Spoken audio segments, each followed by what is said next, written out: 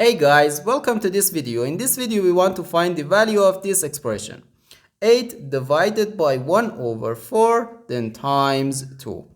First, we do this multiplication. 1 over 4 times 2. 2 divided by 2 gives us 1 and 4 divided by 2 equals 2.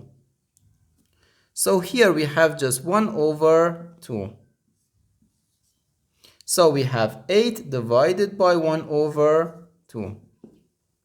Now, according to the KCF rule,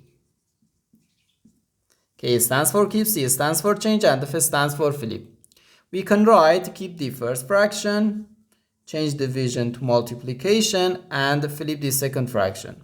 So we have 8 times 2, which equals 16. But this answer is not correct, because according to the order of operations, multiplication and division have equal priority, and we have to work from left to right. So here, first we have to do this division, then this multiplication. If we do this multiplication before this division, it is wrong.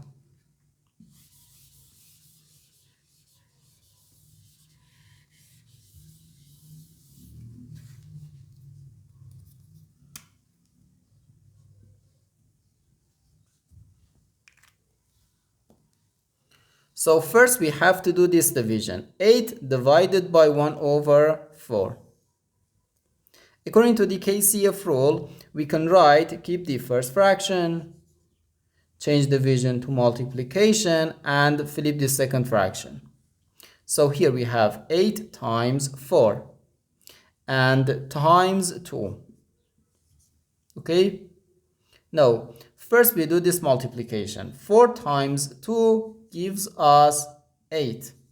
So we have 8 times 8, which equals 64.